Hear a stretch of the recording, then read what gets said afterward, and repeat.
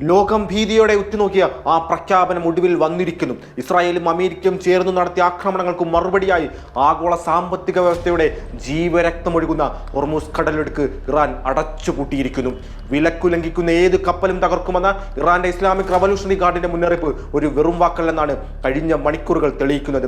കാരണം ഇറാനും ഒമാനും ഇടയിലുള്ള ഈ കടലിടുക്കിന് ചുറ്റുമായി കുറഞ്ഞത് 5 ടാങ്കറുകൾക്കെങ്കിലും നാശനഷ്ടം സംഭവിക്കുകയും 2 ഉദ്യോഗസ്ഥർ കൊല്ലപ്പെടുകയും ഏകദേശം 150ഓളം കപ്പലുകൾ കുടുങ്ങിക്കിടക്കുകയും ഇപ്പോൾ ചെയ്യുന്നുണ്ട്. ഇത് വെറുമൊരു സമുദ്രപാതയല്ല കേട്ടോ, ലോകത്തിന്റെ വിധി നിശ്ചയിക്കുന്ന ഒരു ഞരമ്പാണ്. അതിനെയാണ് ഇറാൻ ഇപ്പോൾ അമർത്തിപ്പിടിച്ചിരിക്കുന്നത്.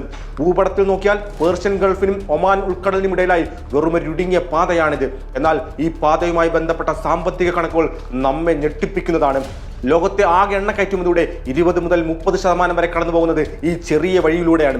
കൃത്യമായി പറഞ്ഞാൽ പ്രതിദിനം 2 കോടി ബാരലധികം എണ്ണയാണ് ഇതുവഴി കടന്നു പോകുന്നത്. അതായത് ഏകദേശം 14,000 കോടിയിലധികം രൂപയുടെ എണ്ണ ഇതുവഴി കടന്നു പോകുമെന്ന് സാരം.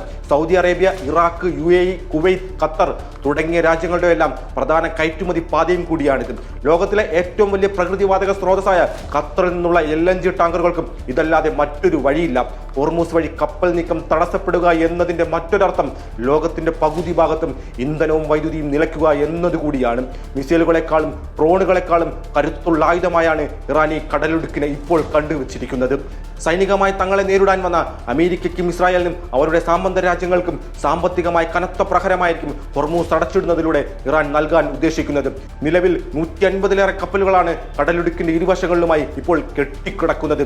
ഇതിനോടകം തന്നെ ആഗോള എണ്ണ വിപണിയിൽ എണ്ണവില 7% വർദ്ധിച്ച് കഴിഞ്ഞ 4 വർഷത്തെ ഏറ്റവും ഉയർന്ന നിരക്കിലെത്തി നിൽക്കുകയാണ്. ഈ വസ്തുതകൾ നമ്മോട് ആവർത്തിച്ച് വിളിച്ചു പറയുന്നത് ഇതൊരു പ്രാദേശിക യുദ്ധമല്ലെന്നത് കൂടിയാണ്. ആഗോള സാമ്പത്തിക തകർച്ചയുടെ തുടക്കം പോലുമാകാം ഈ യുദ്ധമെന്നാണ് വിദഗ്ധർ ഭയപ്പെടുന്നത്. ജർമ്മനിയിലെ ഫ്രാങ്ക്ഫർട്ടിൽ നിന്നുള്ള റിപ്പോർട്ടുകൾ സൂചിപ്പിക്കുന്നത് യൂറോപ്യൻ വിപണികൾ കടുത്ത ആശങ്കയിലാണെന്നാണ്.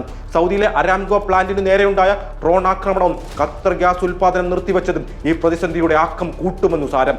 ഇറാനെ സംബന്ധിച്ചിടത്തോളം ഈ കടലെടുക്ക് ആത്യന്തികമായി അവരുടെ ഒരു പ്രതിരോധ കവചം കൂടിയാണ്. ഇറാനെ അസ്ഥിരപ്പെടുത്താൻ അമേരിക്കയും ഇസ്രായേലും നടത്തിയ അരുതായ്മ മൂലം ഇപ്പോൾ ബുദ്ധിമുട്ടിലായിരിക്കുന്നത് ലോകം ഒന്നാകെ തന്നെയാണ്.